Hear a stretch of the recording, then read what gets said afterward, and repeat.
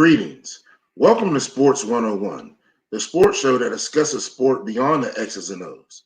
Here at Sports 101, we like to expand our conversation to include the history, past, present, and in the making. We also like to look at sport from a people, places, and cultural perspective. I am your host, Jamar Harp. Be sure to follow me on social media at Twitter at Coach_Harp412. Also, make sure you get social with my show and a variety of other great shows on SportsZone Chicago. You can follow us on Twitter at SportsZone CHI, Facebook at SportsZone Chicago, and Instagram at SportsZone Chicago. Remember, SportsZone Chicago is a sports talk app. You can watch my show or any of the great variety of the shows live, but if you miss anything, don't worry about it. You can watch it on the YouTube channel. But more importantly, please download the SportsZone Chicago app. That's where you can find all the latest information, all the great shows, all the great producers. Remember, this is a Black-owned sports podcast channel, the first of its kind. We want this to be national and global. So please download our app. Our app can be found on the iTunes, Google Play, and Amazon stores. Now I would like to get into this week's episode. This week, we're going to talk about SWAC expansion and the making of the HBCU Super Conference. So if anyone doesn't know, what is the SWAC? The SWAC stands for the Southwestern Athletic Conference. This conference is a collegiate athletic conference headquartered in Birmingham, Alabama. It's made up of historically Black colleges and universities. You can see that pic right there. And they participate in Division I for all sports. As we know about Division I, is segmented in football, where they have a bowl championship series, also known as the BCS, and the football championship subdivision, formerly known as 1AA. So the SWAC as well as the MEAC compete in the football championship subdivision. Again, the SWAC and MEAC, or the Mid-Eastern Athletic Conference, are the only two Division I FCS conferences that compete in football. Each of the champions from each conference play every year in the Celebration Bowl. You can see this pic right here. It was sponsored by another corporate sponsor. It's just been picked up by Cricket. It's played every year in Atlanta in the Mercedes-Benz Dome. It started in 2015. And again, the champion from the Southwestern Athletic Conference, as well as the champion from the Mid-Eastern Athletic Conference, participate in this bowl game. Again, it's played on ABC. It's the first bowl game of the year. There's a $1 million purse guaranteed for the winner. And the fun fact about it is, since its inception in 2015, the SWAC has only won one time against my beloved alma mater, North Carolina Central, 10-9 in 2016. The reason why the champions play in this game, due to strength of schedule, as well as being proverbial, supposed to be lower, even though, especially the SWAC, they rank high in attendance for all FCS. The conferences are ostracized, so when the champions will go to the FCS playoffs or 1AA playoffs, they will often be the 16 seed and have to play the number 1 seed, even though they're a conference champion. So this limited upward mobility within the FCS playoffs. There was one time that a team went for FAMU went to the semifinals one time in the 80s, I believe. But besides that, there's not been a long run of teams from the Mid-East Athletic. You know, it's interesting because I didn't know specifically that the Celebration Bowl was kind of the MEAC and SWAC. I mean, but it makes sense when you say it because, like, for instance, Big Ten, Rose Bowl. Every conference kind of has that bowl that they go to, but there's so many of them, I think you tend to lose kind of track. So I didn't realize specifically, though, that was a bowl that was committed to those two conferences. Exactly. Normally people call it the de facto Black College National Championship. Is that what it's called? Yeah. Because it's the two Division I conferences.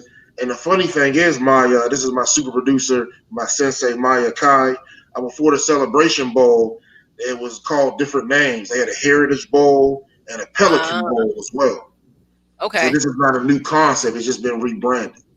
So it's been rebranded. Okay. Okay. Mm-hmm. All right. Learn something new every day. All right. So getting back, so with that, the conference has decided to play in the Celebration Bowl. So getting back to, let's talk about how they're ostracized on a national level. And the funny thing is, the SWAC conference, Southwestern Athletic Conference, is the biggest attendance drawing conference in the football championship subdivision. Every year, they've led the nation in home attendance, except one, since the FCS has been in existence. And this is huge because it's an HBCU conference, and it's in the FCS. So we're talking about all FCS schools. So your Illinois States, your Townsend, your New Hampshire, Villanova, Eastern Washington, all your perennial powers, Jacksonville State on the FCS level, formerly Georgia Southern when they were there. The SWAC was leading attendance in all these schools. So just take a moment to sink in on that. This conference located in a geographical footprint which stretches now from Florida to Texas. At this time, it stretched from Alabama. You can see right here, it stretches from Alabama to Texas and includes Arkansas. So a conference solely denotated for historically Black colleges and universities. And there's a lot of factors to that, one being the location and the racial history of the area.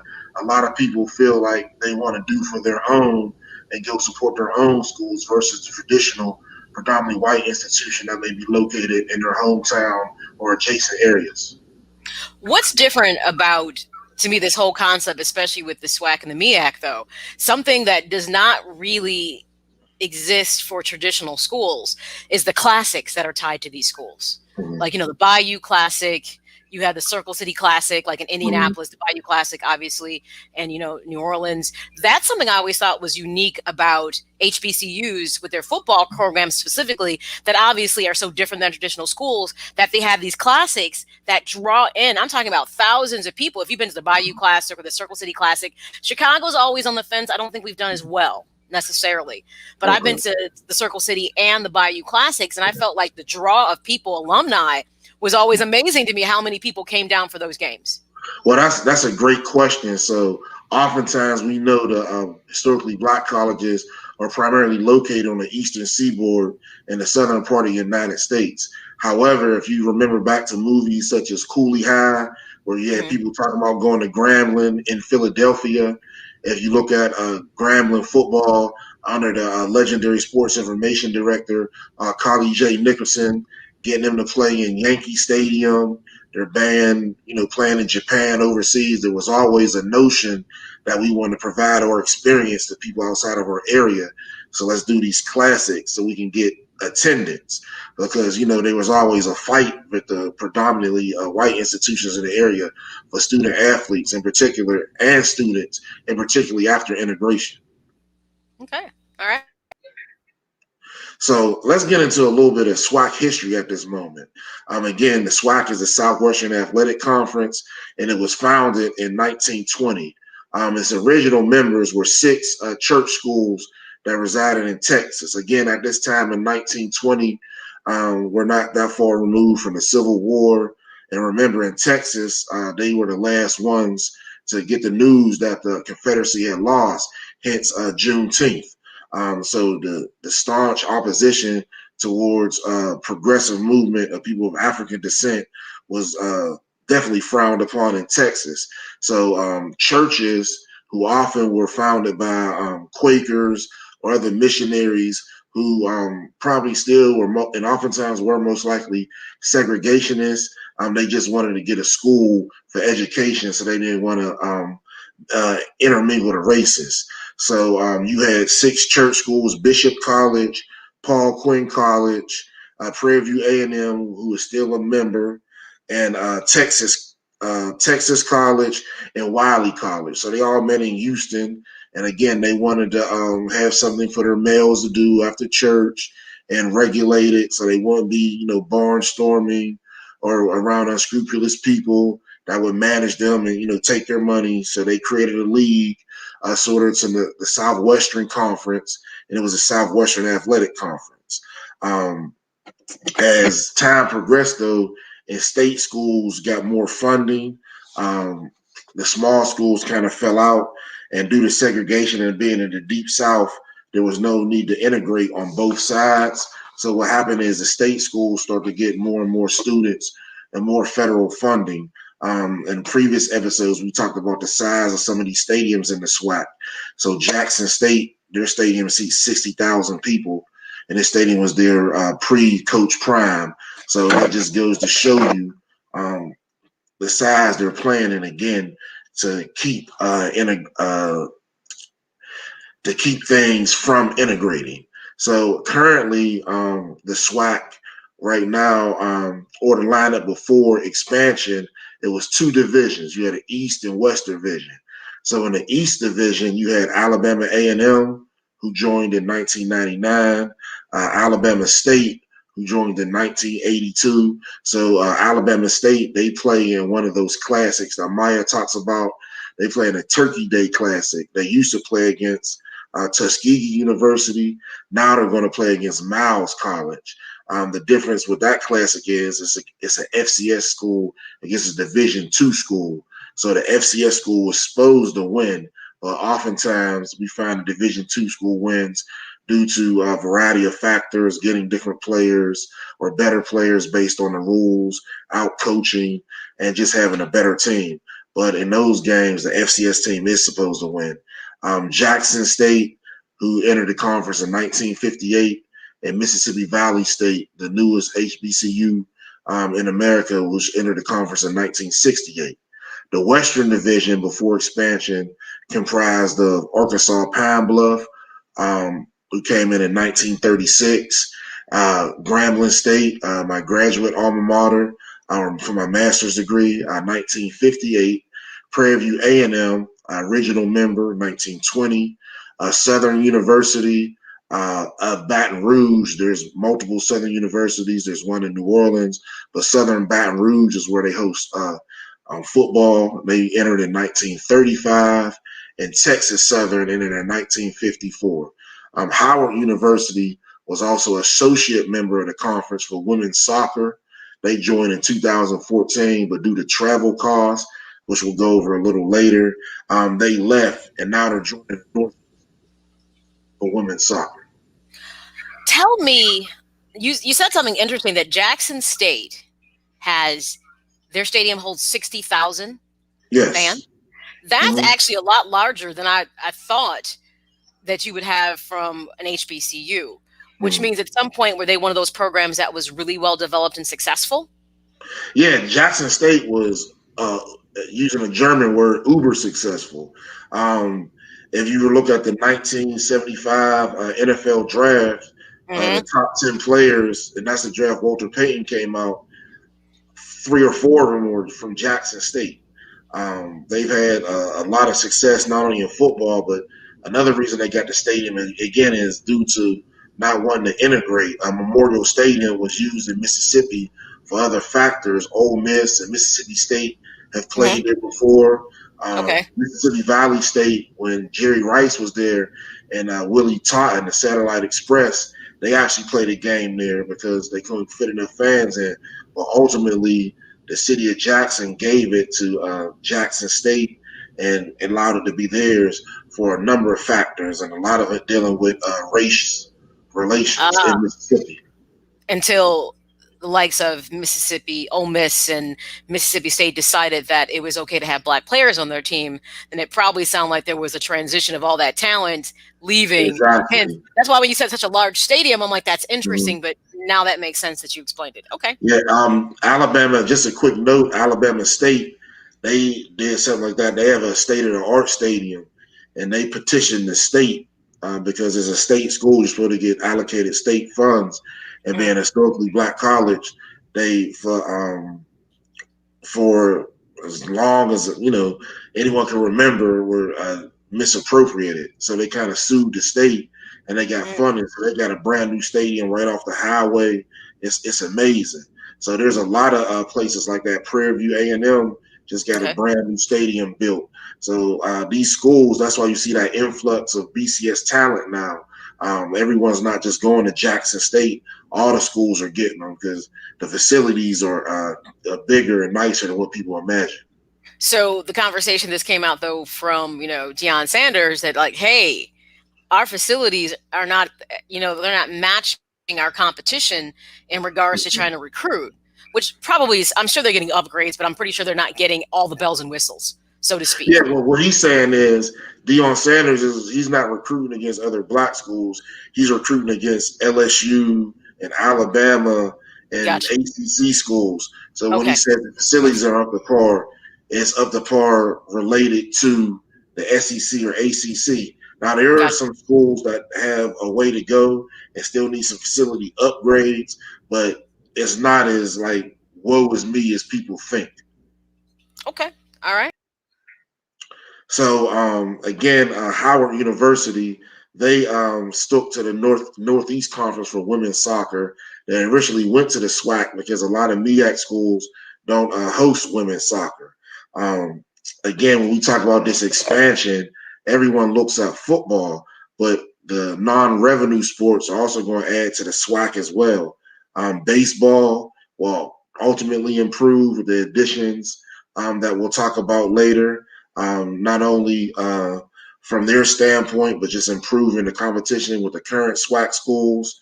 The basketball will increase, maybe a little bit, but the biggest increase you're going to see is in women's volleyball.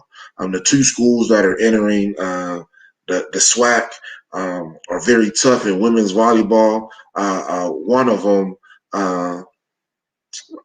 actually had his school in the Sweet 16 for volleyball, and that's monumental from historically black college. So we have to look at that. Another thing that's going to happen with this expansion is the bands, which is a centerpiece of black college in general. So you had already bands in the SWAC that are known, such as the Southern Human Jukebox, the Grambling State University, Marching Tiger Band, Jackson State, Sonic Boom. Everybody has, a different moniker. And then they have dance teams that go along with that. So these two schools that are coming in, which are Florida A&M and Bethune-Cookman University, definitely, add to that. Talking about bands, Grambling State Marching Tiger Band is one of the most well-renowned. In the 1930s and 40s, they decided they wanted to have a show band, not only marches, but dances, sings, plays, current or pop music. And they've been, on the main stage ever since. So one of their first big performances was the 1964 AFL Championship game. This is before the merger with the NFC and AFC, so hence it's an AFL Championship game. They also performed in Super Bowl I and Super Bowl IX. United States, for the soldiers overseas, they've done shows in Asia and the Caribbean. Grambling State has performed at the coronation of the president of Liberia. They've done Coke commercials, recorded multiple records. And if you like college football, the game, here's a snippet of a segment they did for EA Sports for the now defunct college football video game.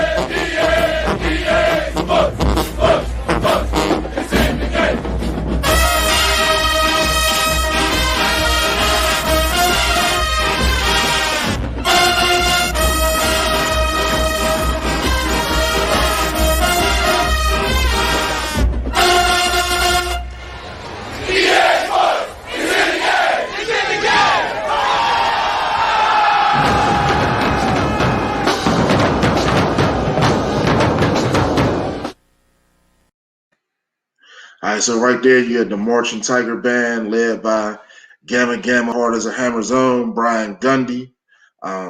Again, if you looked at the crowd, you see the size of the stadium, the size of the band. They're able to form EA Sports. So there's a lot that goes on in the SWAC outside of the game. The tailgating. It's just a great experience. So like Maya said, I definitely would suggest everyone try to go to one of these classics.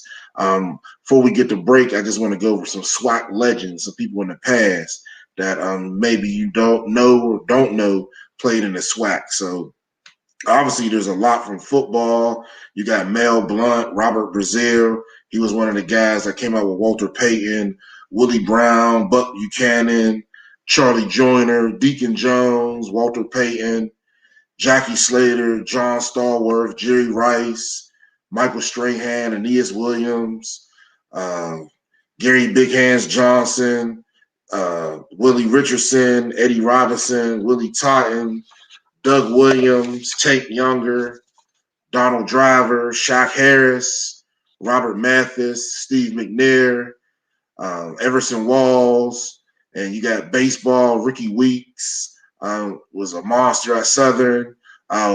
NBA Hall of Famer Willis Reed, another Grambling State legend. Lou Brock in baseball. Jake Reed from Grambling. Again, there's a lot of history and culture, not only in this conference, but Black college sports and Black college and universities in general. And again, a lot of these schools want to spread this through classics. And I think if more people knew about all these NFL legends, some of these are the best in the NFL they played, you will find more people doing the trend now, moving back towards these versus the traditional BCS schools. And that list is amazing. And the interesting thing is, if we probably dug a little bit deeper into baseball, we'd probably find a little bit more in there too, because if nothing else, HBCUs had some really good baseball programs as well. The Hawk, Andre Dawkins, I believe, went to an HBCU. And it's interesting because you probably said, everybody knows Walter Payton in Chicago because he was here. But I guarantee you said names on that list that most people probably just thought went to traditional schools. They didn't think twice about it. And look how amazing, like Jerry Rice, Michael Strahan. The list is insane. But the thing that was interesting that we brought up is that Steve McNair went to Alcorn State. And you probably agree part of the issue is you can be a top-tier talent because you're at an HBCU. You often will get looked over for those accolades. And I thought that his whole Heisman kind of, hey, excuse you, I'm over here and I'm putting up stats. I'm doing stuff. He was Michael Vick before people were thinking about Michael Vick. Even Doug Williams wasn't like Steve McNair. And I think the fact that he had to do this whole campaign was interesting. Yeah, I'm glad you brought that up. And we have a video of that Maya's going to show very quickly before we go to break that show just these exploits on the field. Again, he was a Heisman candidate. He was on the cover of Sports Illustrated. He actually finished third in the voting from Alcorn State. So just watch a little bit of Steve McNair. This is before Houston Texans, and you can check him out and see what he did in the SWAC conference. As I grew older. Would you consider me for the Heisman? Alcorn, 1st and 10. McNair back to pass, looking over the middle. He's got Timmy McNair into the end zone, and Alcorn State has scored again. All you got to do is look at the numbers.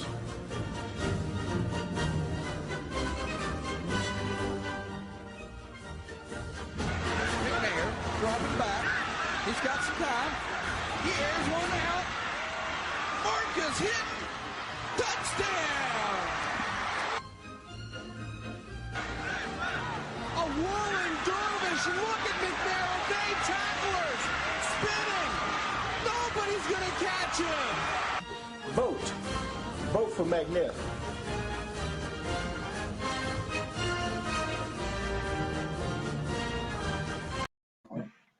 All right, so again, that's SWAC legend Steve McNair. his brother, who's the current coach at Alcorn State, the McNair family goes there. They're from South, that part of Mississippi. So you see he was throwing to one of his cousins in the video. His older brother, the original Air McNair, was a quarterback there. So again, there's a lot of history.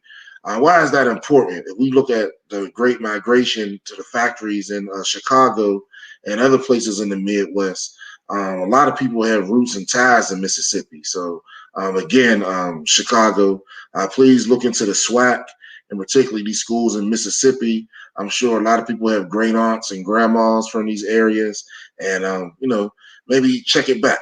So let's take a quick break. When we come back, we're going to look at the SWAC expansion and find out some other things that are going on, not only in the SWAC, but in FCS sports altogether. So you can kind of know where the money goes once it's earned and all that good stuff. So be right back with us. Thank you for joining us, Sports 101.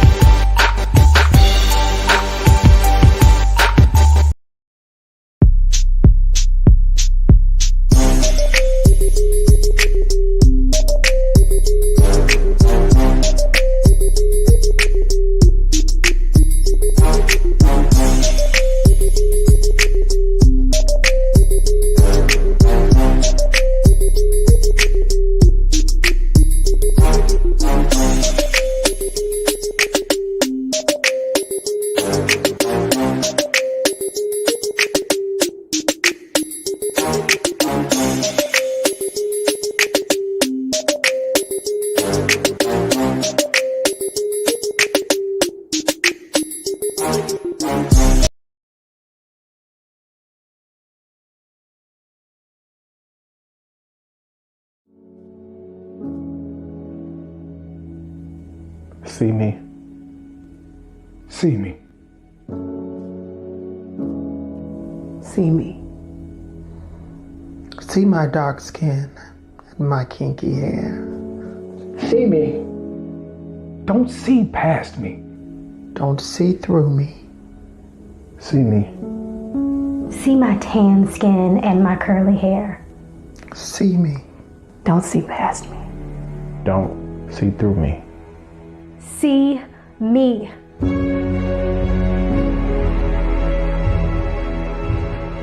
See my face, wet with tears from years of oppression. See my hands, weathered and worn from decades of pulling myself up through your society. See my feet split from centuries of walking your delicate line. See me.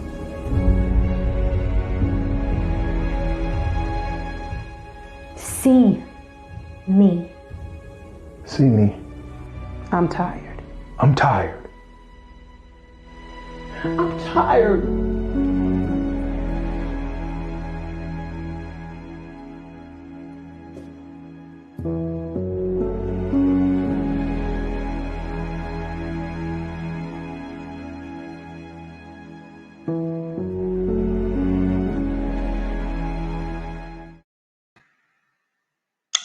Greetings. Welcome back. I am Jamar Harp, and again, this is Sports 101, the show that discusses sport beyond the X's and O's. We like to take and look at sport from a people, places, and things perspective through the lens of history in the past, present, and in the making. Please make sure you get social with Sports 101 and a variety of other shows on SportsZone Chicago by following us on social media. We can be found on Twitter at SportsZone Chicago, CHI, Facebook at SportsZone Chicago, and Instagram at SportsZone Chicago. Please subscribe to the YouTube channel, search SportsZone Chicago, but most importantly, download the SportsZone Chicago app. Remember, SportsZone Chicago is a Black-owned and operated podcast station, the first of its kind, and we want this to expand nationally. You can find us on iTunes, Google Play, and the Amazon store. Before we left, we talked about the SWAC and its legends, and in my haste, I left out a few. So I still want to give a shout out to Avery Johnson, who had a great career at Southern University in basketball, and starred for the San Antonio Spurs, and is a current coach on the college scene. Now let's go into expansion. I've already let the cat out the bag and talked about the two teams that will be, or two institutions that will be entering the Southwestern Athletic Conference, which is Florida A&M University and Bethune-Cookman University. So before we get to that, let's kind of break down, what's going on in college sports and expansion. So if we look at the ACC and Big East, the SWAC and the MEAC somewhat parallel them. So if we look at the Big East, for example, being a native of Pittsburgh, I grew up on the Big East, the game of the week in football, and then in basketball or football, basketball, as they used to play. We had Big East basketball. Then the conference decided that they didn't want football anymore, so Big East football ceased to exist. Most of the teams went to the ACC. Some went to the Big Ten, and you had a new Big East in basketball. So similar to the MEAC, the Big East, which I hope they don't have similar fates, because North Carolina Central is a MEAC member. They do often parallel. Due to the recent departures, not only of Florida A&M and Bethune-Cookman University, Hampton University and North Carolina A&T University also have departed and went to the Big South. So now the conference is only left with 6 institutions that play football. So obviously in this age of conference realignment and expansion, in the hopes of a profitable championship game, which can be marketed on television, the conference most likely and is actively looking for members that fit the conference mold and can fit not only in football, but the other sports that the MEAC offers as well. Without additions to the conference, the MEAC could face the same certainty as Big East football. Again, I hope that they don't, because the MEAC is a great, great basketball conference and a great football conference as well, too. So why is some of this alignment and expansion happening? First, let's talk about Title IX and how the money matters. So when we look at Title IX, Title IX was a rule stated that women must have equal opportunity to participate in collegiate athletics, as well as the equal opportunity to be funded. This is why you see a lot of men's teams. Once Title IX came about in the 80s, you don't see a lot of wrestling anymore. Of course, the Big Ten still has it, the Pac-12 and Big East, but it used to be a dominant sport. That's my thing. One of the major cuts. Iowa will never give up wrestling, because even though football might be king, we still dominate in wrestling. Big time. Exactly. And the funny part about Iowa's roster now is filled with people from Western Pennsylvania. Because those are the 2 wrestling hotbeds. But it's interesting. That's the one way, if you know what you're good at something, and Iowa still has the ability to draw people to come and wrestle for them, because they're like the Alabama of wrestling, so to speak. Yep. One of the top matches in wrestling every year is Penn State, Iowa, or Iowa, Arizona State. And it's interesting, and that just goes to show you the program has never, ever fluxed, even though football is what people think about. But that's the one program for them that has never dipped. They get like all your 3- and 4-star recruits so easily, because their program has always managed to be stellar. So, and if you look at that from, I'm sure when you were at Iowa, like when I was there, they had field hockey. They had added all these other teams that were non-revenue. So when the football got these $1 million payouts, most people think the football team gets all that money, but due to Title IX, they'd have to not only have to pay for the other team's uniforms, travel, scholarships, because of equal representation. But the numbers skew that off. Football is such a large sport that a lot of male sports had to get cut due to the number of scholarships available. You're right. And that's interesting. I mean, that's the thing about Title IX that's so interesting is like you totally get it, but you also realize, and you still see that parallel struggle within society, that women's sports, they're realistically always going to struggle because male sports are always going to be dominant. People hate to admit that. Yeah, well, we talked about that in graduate. We talked about that in graduate school, Maya.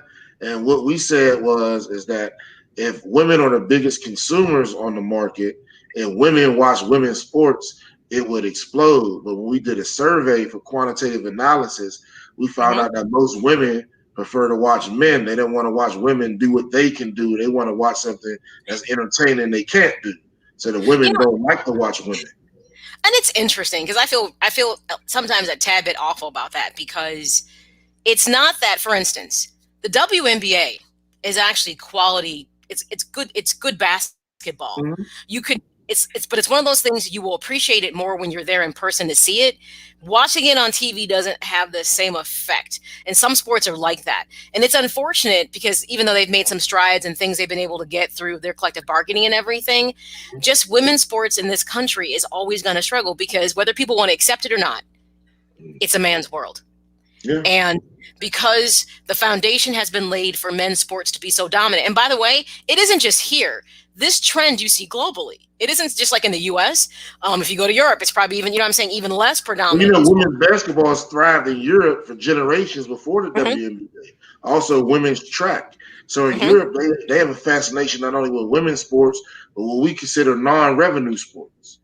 So like the track league, they all go to Europe to run track. And the WNBA, since they get underpaid here, they go to Europe and play. Before the WNBA existed, they all played in Europe. I remember when I was growing up, there was, she was probably like 20 years older than me. Her name was Kathy Boswell. And I remember she was an amazing basketball player who played in Joliet, where I'm from. And I remember after she finished high school, because we're talking about more than 40 years ago, the only option for her, because there was no WNBA, was to play abroad. But she actually had a very lucrative and a great career abroad playing basketball for, in Europe as a woman. So it's interesting how you can go abroad and have a certain amount of success that you could never have here with the WNBA. It's weird. And that's fascinating. So like you said, in American culture, it's about speed and who can jump higher. And since the WNBA is great, but they just lack those aspects that the male game has, most people look at it as less than, which we need to change that narrative. But there's also some other narratives that kind of are a roadblock. And I could be very honest and just say it, and then people could get mad at me. Okay, I'll just say it, because if we're going to be truthful, then part of the issue that people take exception with the WNBA because they're labeled or stereotyped as being lesbians. Let's just call it what it is. And though we are trying to move towards being a society that's accepting, you can tell, you want to know when people aren't accepting, how they don't embrace certain things. So there's nothing really interesting to most people about the WNBA because it has a stigma that most of the women in it are lesbian. And notice the women who are not like your Skylar Diggins or your Candace Parker, who FYI, the rumor mill says that Candace Parker might be shining with the Chicago sky. So coming back home. If you notice, they tend to have a little bit more traction with advertising, swing cash. So it's interesting that stigma is probably something that has prevented that league from exploding because, we like for women to be women and to be feminine. You know how that works. We have that double standard in society and nobody will just say it and be honest about it. Yeah, you're definitely right on that. Body image, looks, the way you fit in with, popular culture, especially it's predominantly Black women. You have the colorism, the hair aspect. Do I want my young daughters to emulate them if I see their girlfriends or other women hugging and kissing in the stands while the game is going on? So there's a lot of factors that you can unpack within, that framework. And I'm pretty sure USA Soccer will tell you they have even though their success, you can't ignore it because of how successful they are, but there's still that stigma that they're still not getting that equal kind of attention like they should. And that's the kind of conversations that we're not obviously ready to have in this country, period. Now, Color, USA Soccer may gender. not get the equal attention, but they're allowed to be more brazen and Yes. wear outfits with no shirts underneath due to their skin tone as well too. So you got to look at that. Yeah, we have a whole lot. Dude, that's a whole nother show. All right, let me check out. Exactly. All right. So when we get back to the SWAC, why would you want to expand and realign? So we look at Florida A&M and Bethune-Cookman universities. We talked about Title IX and the same opportunities. So funding these non-revenue sports, getting a closer proximity to conference schools would generate more money at home games. So the theory is if I'm in Florida and my closest conference school is in South Carolina, that many people may not come. If the furthest school is in Delaware, then, probably nobody's going to come to that. But if all my schools are in the South, about 7 hours away, right now, Interstate 20 or 10, then it's a greater likelihood people come to the home games and I'll make more money. You also reduce costs to all the other traveling parties that go with football. So you got 500 member bands, auxiliary groups, dance teams, flag teams, etc. All that equipment has to be brought. The students have to be, housed and fed. So this is an incurring cost. We look at last year, Southern University, they went to Florida A&M for a home game. And after that game, Florida A&M had $290,000 at the gate. And that was their highest game grossing of the year. Now, their MEAC opponents, when they traveled to Bragg Stadium in Tallahassee, their highest grossing game was $75,000. So that alone there shows you if I did that with one SWAC team, if I was in the SWAC conference, I might make six figures every home game. Also, increased brand awareness, being in the South. It makes more sense to be in the SWAC versus the MEAC in naming and branding wise. And you may be able to get additional sponsorships, saying, Southwestern Athletic Conference, 2 Florida teams. It kind of goes together. Regional television deals. I remember teams go in pairs. So both Florida schools went to the SWAC. You had 2 MEAC schools go to the Big South. So now there's 2 historically black colleges in the Big South. So all the other non-historically black colleges have 2 times where they can go see the pageantry of the bands and the tailgating at a historically black college, and they probably never would have saw that in their lifetime. So there's a lot of things like that. But with these regional television deals, the conference can kind of elevate itself, sort of how the Big Ten has a Big Ten network. And there's actually talks about having a SWAC network.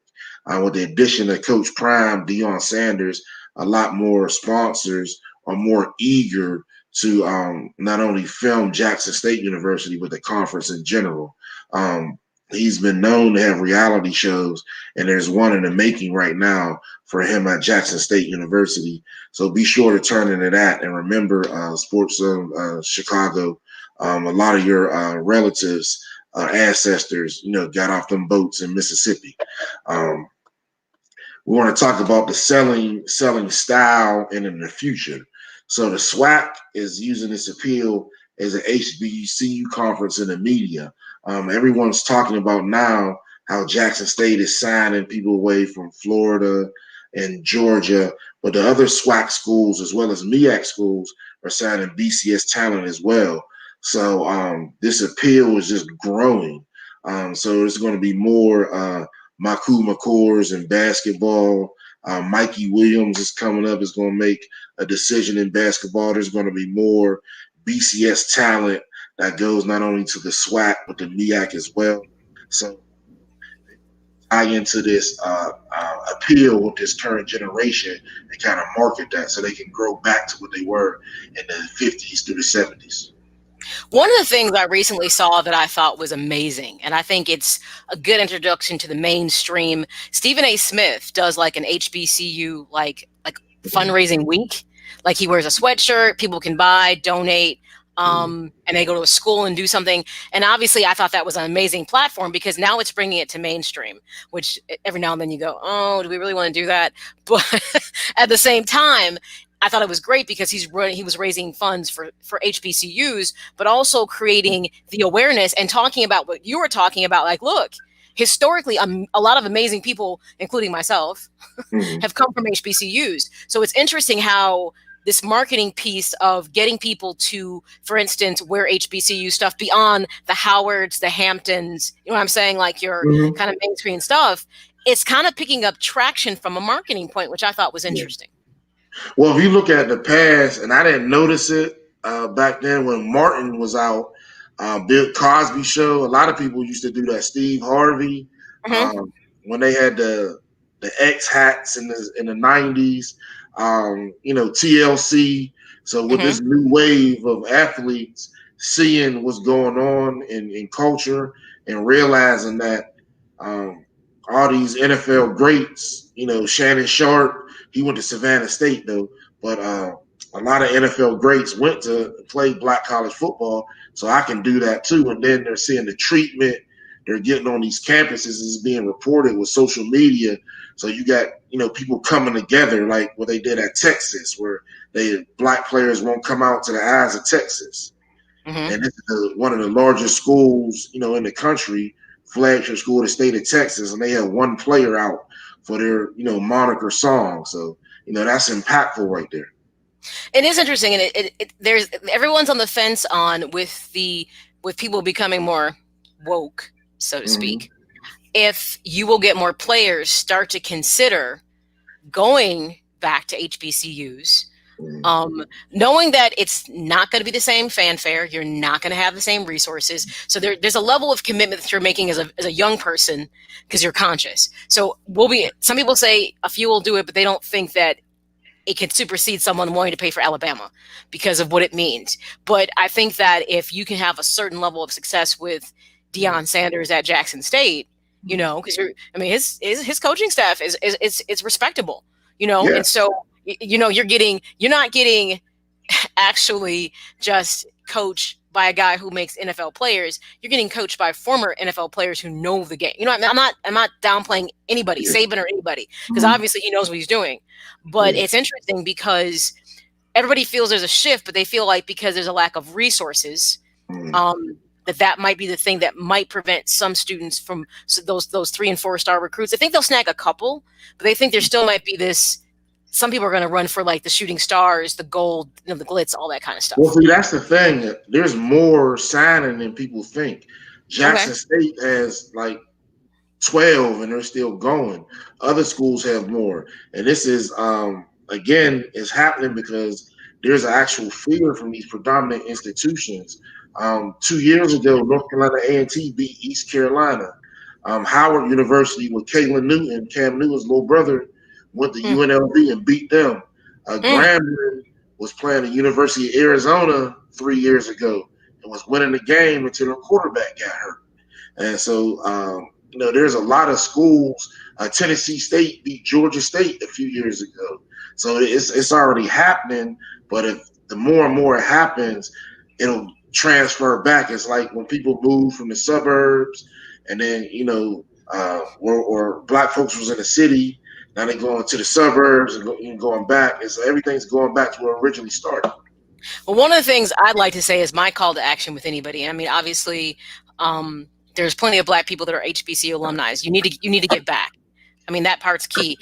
These athletic programs, they need boosters, just like all these other big conferences have boosters. So my thing is, if you're a person who's wealthy or not, drop some money, do fundraising, because there's no reason why we should not be able to get these facilities up. And let's be honest, there's a lot of HBCUs. Everybody's not going to get the windfall, but we need to pick what is that cream of the crop, I'm saying, build and go from there and make those programs legitimately competitive. And then say, okay, we've given them the resources to be competitive. Because to me, Jamar, this is more than just about sports. And I think about this if I've never gone to an HBCU, ever. Never even thought twice about it. Now, in the adult me, now that I know what I know, even though I had family that went to Tennessee State, Howard. I had it. For some reason, it just didn't, I don't know, it didn't resonate with me for some reason. But if I was a kid right now, do you know I would feel differently about it? I would. Yeah. And I would feel I might make a different choice I'm glad you said that, because like these kids right now, they're seeing that I make it as, like, when you look at when integration happened, the reason the HBCUs fail is because integration coincided with the television movement. So as soon as things integrated, all these stadiums got built within years at these institutions. Remember, we talked about in the previous show how when Howard Schnellenberger was hired at the University of Miami, they lost to FAMU. And then the next year he created the state of Miami, where all the FAMU players were now playing in Coral Gables, which is a retirement community. So yeah, I'd like to see like any of these standing remaining, alumni from HBCUs, like go out and encourage these young athletes. And here's the thing, don't be upset about who doesn't like it. Because, sometimes within the Black community, we get a little overly sensitive about if we say something that's too pro-Black, then we're going to be labeled as being too pro-Black. We're the only people that suffer from that. But that's post-traumatic slave syndrome. Seriously. Exactly. It really, really is. And until you realize that everybody else can uplift and celebrate and do things. And then for some reason, and accept it. Like today was National Holocaust Remembrance Day, which I have nothing against. In this country, we are told to embrace the Holocaust, but that's because that didn't happen here. Yeah. But there was an American Holocaust that nobody wants to acknowledge, and we want to push it away. And Black people always feel guilty when we want to promote, sell, or push something within our culture. We feel like we're being exclusive. And I think that's interesting because nobody else feels that way. So I want to see alumni that played professionally. I want them to push for these 3- and 4-star recruits. Like, hey, let's take this back. Let's give back to our community. These are safe havens for us, and they're good educations. Let's refocus what we're doing here. I think that'd be fantastic. The great part about that, Maya, is athletes that didn't go to Black college that are doing it. LeBron James, Chris Paul. You got major athletes saying you're getting exploited there. Go here. And I think about all the people I know who went through traditional schools that didn't excel at athletics and where they're at now. And we know there's a different attitude about HBCUs and the success of life after sports. So I think it's something as a community that we need to understand, we need to reinvest in. And this is coming from a person who never went to one. But I could absolutely see the value. If I had a child, this is a conversation that we would be having right now about, I want you to go to an HBCU, even if you only go for 2 years. I want you to go. Yeah. I want you to have the experience.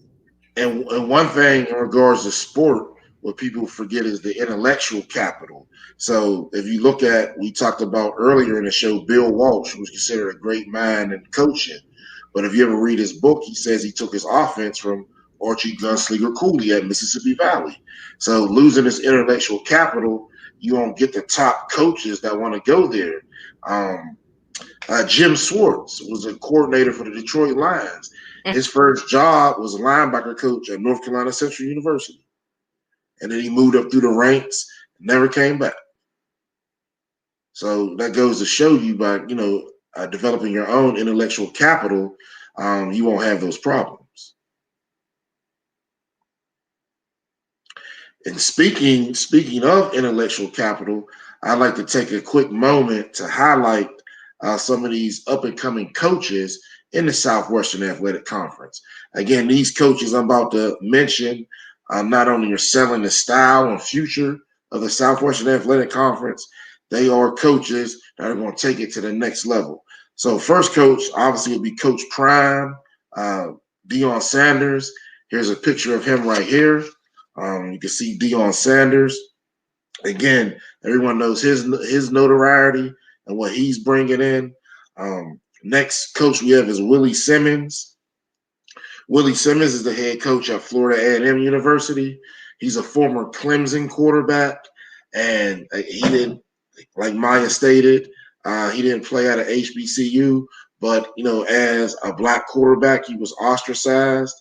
They had a Black quarterback coach, so he came to HBCU, got the head coaching opportunity, and, that's great that we have him and building his intellectual capital from his experiences at Clemson and other coaching stops. Another picture we have right here is Connell Maynor.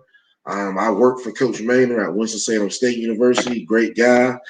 He's an arena ball legend, and he's the head coach at Alabama A&M University. He took his experience in the Arena League, his intricate passing game, to develop a top-notch offense at Alabama A&M. He has a great quarterback named Akil Glass that's coming back, that's trying to lead his team.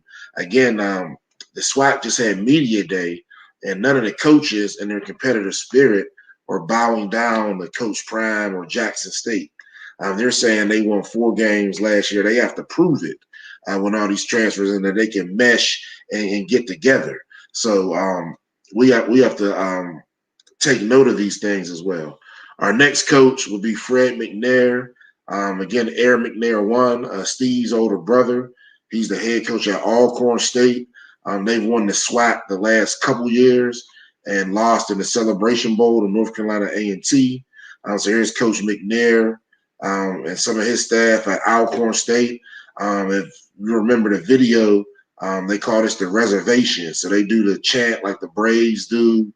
Everywhere everybody wears purple and gold. A nice agricultural school located in Norman, Mississippi. If you're interested, please look them up. Now, next coach we have is a veteran. He has an immense wealth of talent for the Mid-Eastern Athletic Conference and the Southwestern Athletic Conference, Mr. Donald Hill Ely. I met him early in my coaching career. He's one of my mentors, fraternity brother as well. He gave me great guidance starting from the time he was at Morgan State. Him and his assistant, Coach Rhino, who's not Coach Parham, that's not with him anymore. But again, he's been a great help to my career. He's at Alabama State with the great stadium they have, and they expect to do some great things in the conference as well. The last coach I would like to mention is Vincent B. Dancy. Vincent B. Dancy is a defensive guru. He's actually a savant in all areas of defense. He's the head coach at Mississippi Valley State University. Again, Mississippi Valley State is one of the youngest universities in the SWAC, and due to their location in the Mississippi Delta, don't get the same funding as other schools. So SportsZone Chicago, please adopt Vincent B. Dancy's program and send students as well as monetary funds to Mississippi Valley State. He's a defensive savant, one of the youngest head coaches in the SWAC, and he does so much with so little. He's expecting great things this year. In this current racial climate, all these SWAC head coaches are recruiting and signing BCS talent, not just Coach Prime.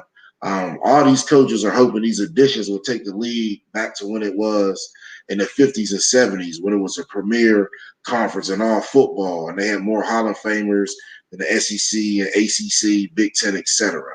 In closing, I'd like to leave you with some final thoughts. It is my hope that the MEAC Conference can add more teams and stay on par with the Southwestern Athletic Conference. Art Shell's alma mater, Maryland Eastern Shore, is primed to start football. They just need a savvy coach. Maybe they can find a former NFL player that can lead them to glory. That's from a recruitable area that's close to Maryland Eastern Shore. Who knows? But more and more schools devoting and looking into building the MEAC would help, because the SWAC needs a rival conference. High school athletes are also realizing the benefit of attending Division I HBCUs and are doing so in great numbers now. This movement is continuing to grow, and it's going to help more teams achieve victories against BCS competition. We spoke about North Carolina A&T beating East Carolina University, Howard beating UNLV, and Grambling beating Arizona almost into the fourth quarter of the game until their quarterback got hurt. These wins and more are just going to show the prowess of Black college football, and which is the only place for Black talent to play before integration, and due to the monetization of the sport, should be the only place that Black talent plays now. Thank you for tuning in to me, Sports 101. I'm your host, Jamar Harp.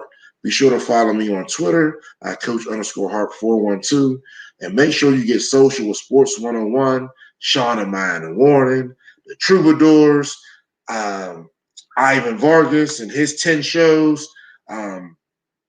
everything that goes on in Sports Zone Chicago. Again, follow us on Twitter at SportsZone CHI, Facebook at SportsZone Chicago, and Instagram at SportsZone Chicago. Subscribe to our YouTube channel, search SportsZone Chicago, but most importantly, download the SportsZone Chicago app.